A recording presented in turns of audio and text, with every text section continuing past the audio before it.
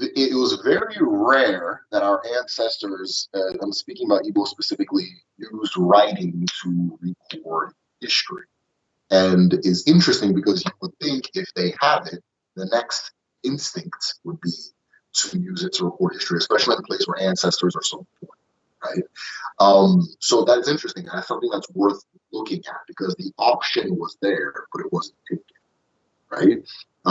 And now with these languages floating around, again, we talk about like Benin, for example. Benin was a very cosmopolitan place. It had people from all over the place.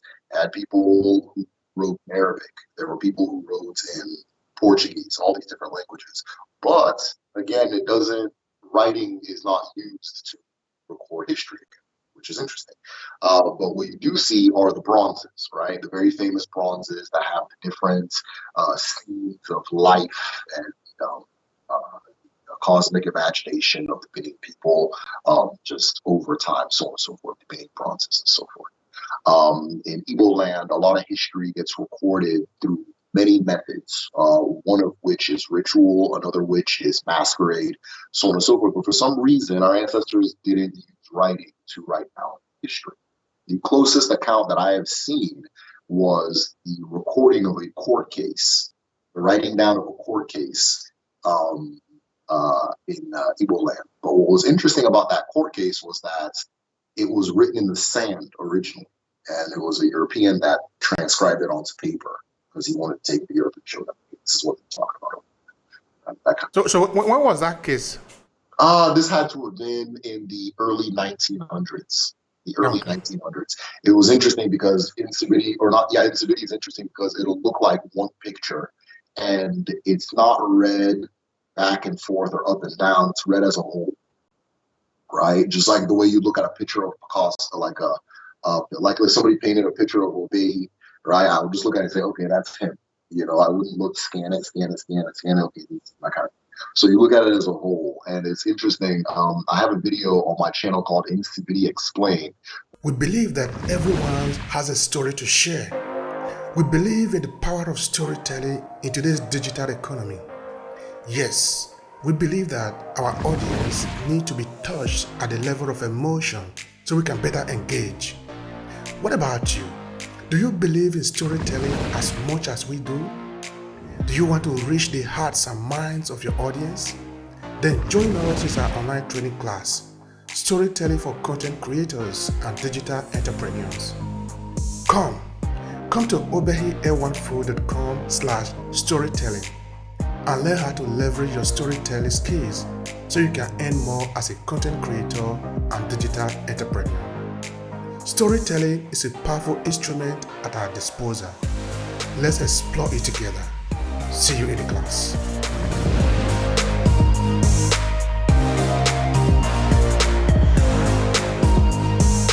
Where I write down the court case, I retranscribe it, and I show the audience, this is what the writing looked like and how they did their court cases. That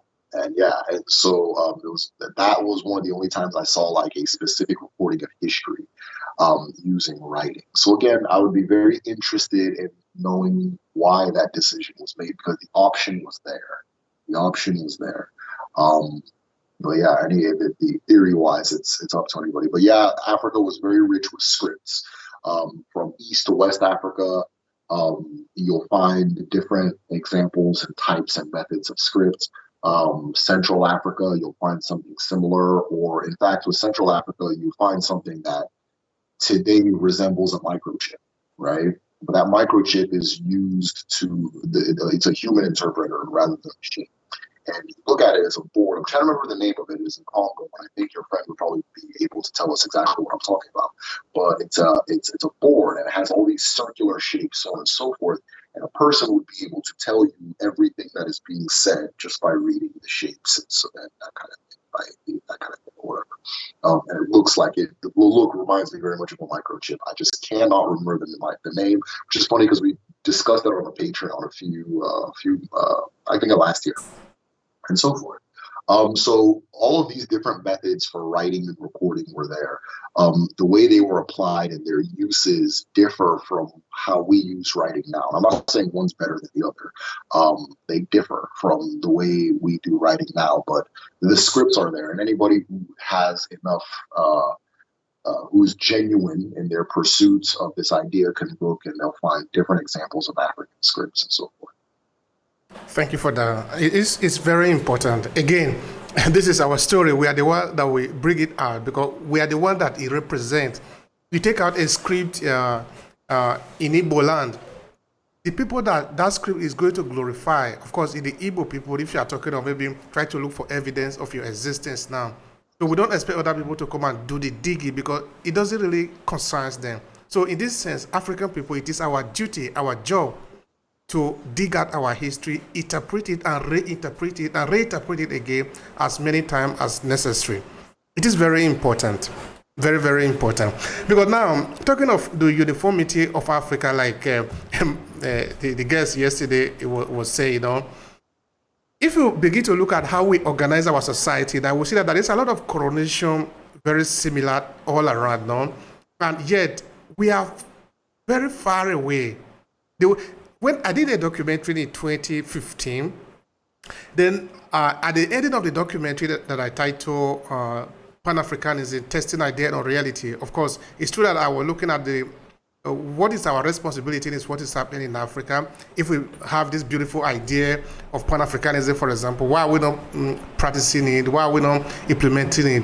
Then at the point I wanted to conclude it, I just pick a picture of Ramses II, and a graphic of him. Then I pick a picture in Benin. These are two places that are too far away, but they have this very sign. If you look at artifacts in Benin, you will see it. That is how it looked. That is how Ramses also looked. Now the question is, the message I wanted to pass to the people, of course, I didn't write it, I didn't say it anywhere, is that look at it, we are all one, Africans. We are one. It is for us to find out where Egypt is and where Benin is very far. But look at the symbol, look at the symbology there. We are one.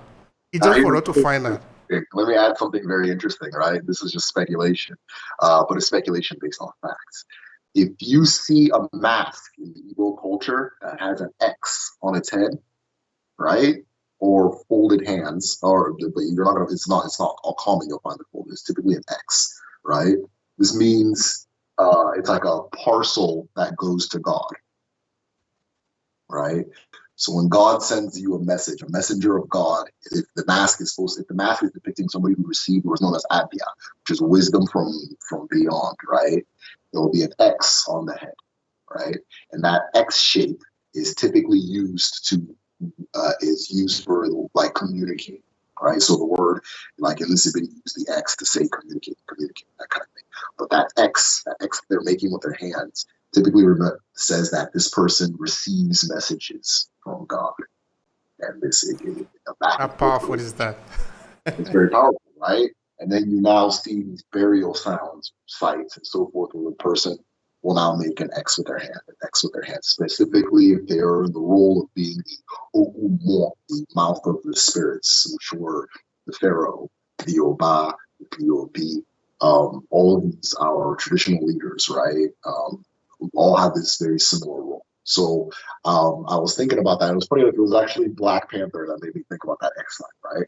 And I was like, this is a pretty universal thing you see throughout Africa. It's this X sign and so forth. And it's funny that in Sibidi, that X is like communicating or messaging, right? Communication, messaging, that kind of thing. And I'm wondering if there's a parallel. So that's my own theory, anyways, or where my eyes are at. But yeah, you see these things. And one of the things that we have to understand too, because while Africa is very similar, Africa is radically different, right? The differences are radical, the similarities are radical. It's hard to explain unless you understand this. I think we as Africans are a scientific people, and we've somehow stopped defining ourselves this way, right? And what do I mean by that? We develop our cultures based off of observed reality. It's not somebody sitting at the top saying, from now on, we're all going to do this. No. I did this and it worked. Okay, let's keep doing that. Right? I observe this and this means that. Okay, if it means that, prove it. Okay, I'll prove it. The person proves it. Okay, and where I'm from, an Arishi, right? Like a place you'll go, like a shrine. You understand? If the people that control that Arishi claim that it cures this, and that, and you go there and it doesn't cure those things, you don't go there anymore. People stop going. There's no obligation to continue going. It's not like every Sunday we have to be at the whatever, Friday we have to be at the mosque, that kind of thing. It's this thing that's proven to work, so then keep going there. So if you have that basic kind of method of thinking, everywhere you go, you're going to recreate something very similar because we're all sharing the same world. And if my theory is to form my culture based off of what's I'm observing what's going on in the land, right? We're going to see very similar things. Like I always say that no matter, I think wherever you take Africans, they'll recreate Africa, right? Everywhere you take Africans, they'll recreate Africa.